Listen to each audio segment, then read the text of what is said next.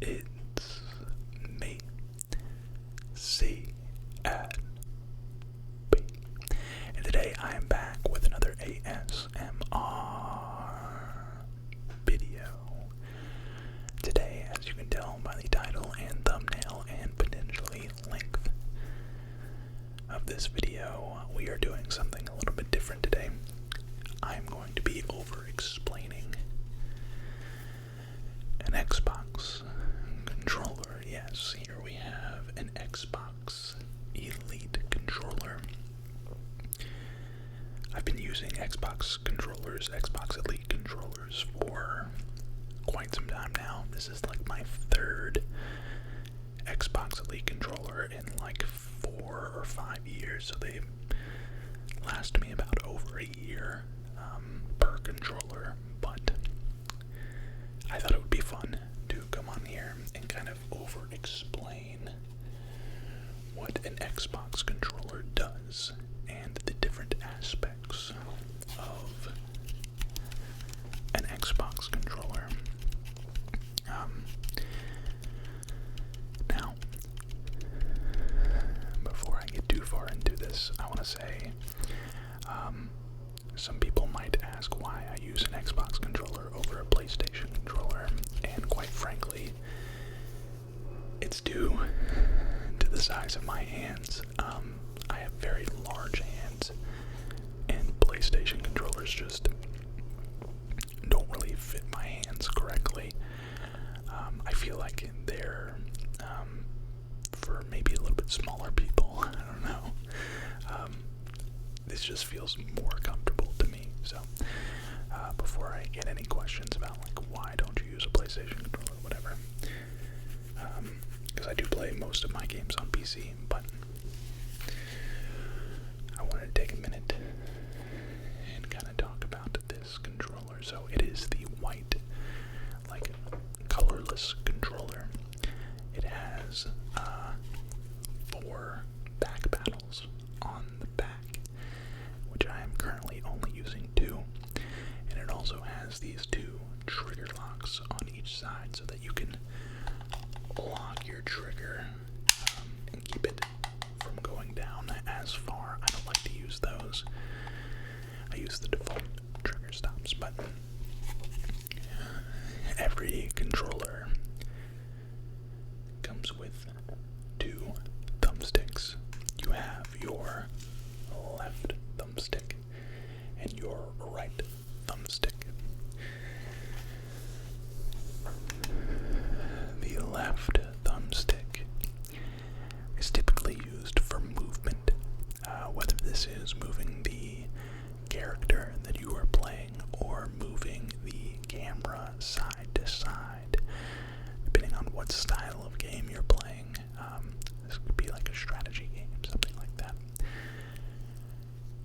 And then the right stick is typically used to turn the camera or turn your character. If you are playing a racing game, the right stick is going to be your steering wheel, and the left stick is going to be, the left stick is the steering wheel, and the right stick is going to be like your camera, like you're being able to look left to right, kind of focus left to right from within your car without actually turning the car. Both of which can be clicked. So you can click the right stick, or you can click the left stick. Typically, clicking either of these sticks will do some sort of function for whatever game you are playing. Typically, clicking the right stick in a shooter game can be one of 2 things, depending on what settings you're using. For some, it will make you crouch. For others, it might make you melee. Me personally, I use my right stick to crouch, because if I accidentally panic spam my right stick, if I'm holding my controller, right, and I get in a situation and I tense up, I click both sticks,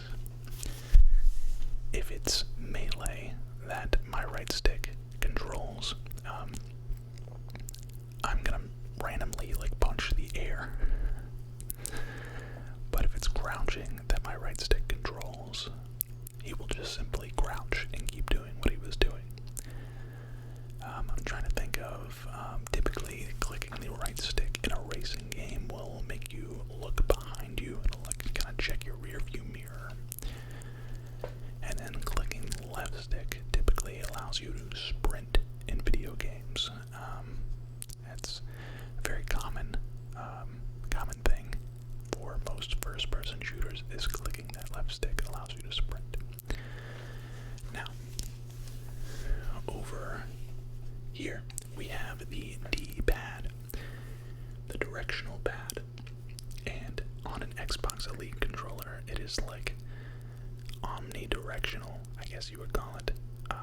It's got kind of diagonals as well as up, down, left, and right. And this can be kind of like, depending on the game, used for pinging, or maybe used for like hot tools, or hotkeys, I should say. Its function is kind of, it's probably the least functional part of a controller. It's the least important part of a controller, is the directional pad. Not to say that it's not important, it's just the least important. And then over here,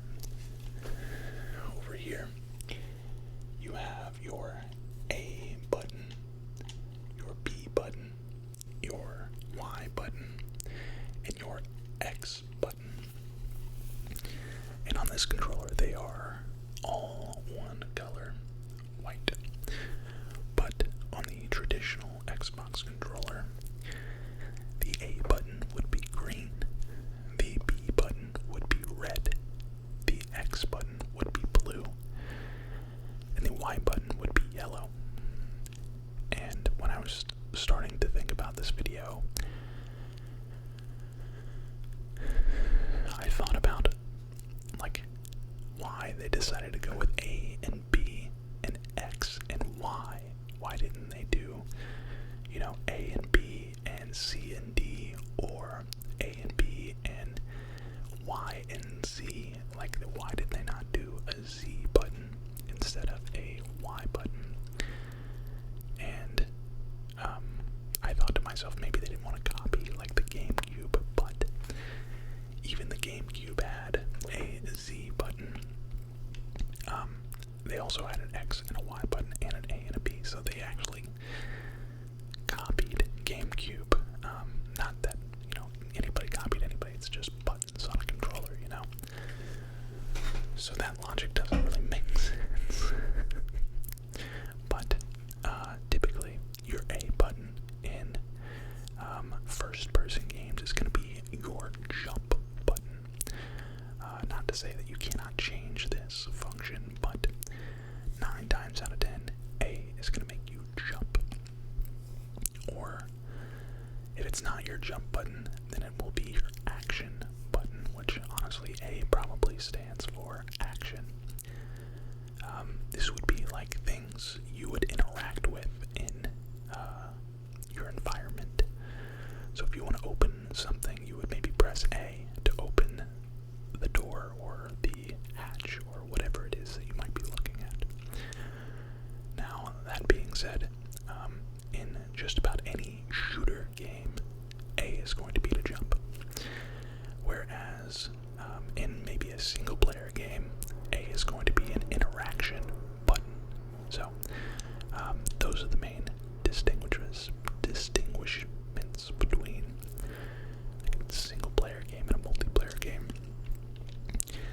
Next we have the B button, and the B button is going to be your back button. Some people would call it maybe the back button, maybe that's why they called it B. 9 times out of 10, B is going to cancel whatever you're, if you're in a menu and you want to get out of that menu, just press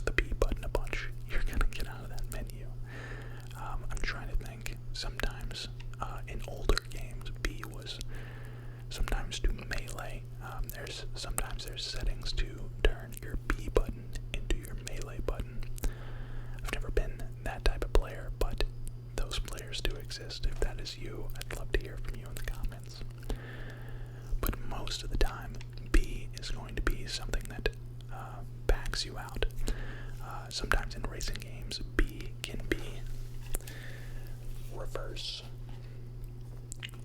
button here.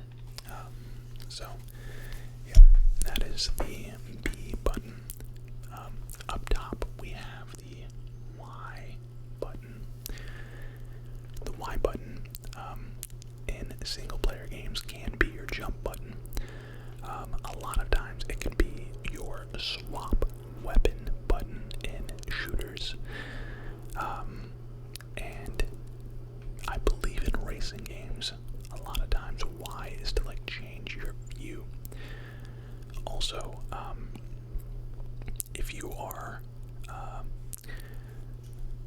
if you're playing manual transmission, your Y button is going to be what you use to shift up or shift down, depending on, probably shift up if I had to guess. Now that I'm thinking about it, that's definitely your shift up button. And then the X button, I believe, is your shift down button. In racing games, of course. If we're talking about shooting games, X button is most likely going to be your reload button. Now, I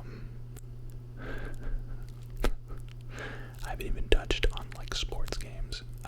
I just now realized that, but yeah, these 4 buttons are going to be most like the most common buttons that you press are going to be those 4 buttons: A, B, X, and Y. But quite honestly, those still aren't the most important functions of this controller. I would say they're probably the second most important function. Actually, I'd probably say they're the third most important. The thumbsticks being the second most important. And most importantly, we have the triggers. Triggers and bumpers. If you guys ever hear that snappy bumper, that's what it is. That clicking sound, that's the bumper you guys are hearing. And I actually cleaned this controller up before recording this video because it was a little bit grimy, and I didn't want to show off my grimy controller, so kind of cleaned it up a little bit. But most of the time, your triggers are going to be how you, in first-person shooter games, left trigger is going to be to aim down your sights, and right trigger is going to be how you shoot.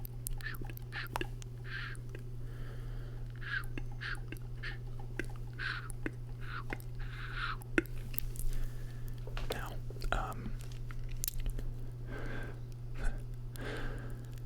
trying to think. Right trigger will also be your gas pedal in racing games. Maybe your turbo button in sports games, stuff like that. So it's a very critical piece of the controller. The right trigger and the left trigger are probably, oh man, I would say they're the most important part of the controller. Maybe I'm off base by saying that. Maybe they're the least important part of the controllers, but I guess it's depending on the game you play.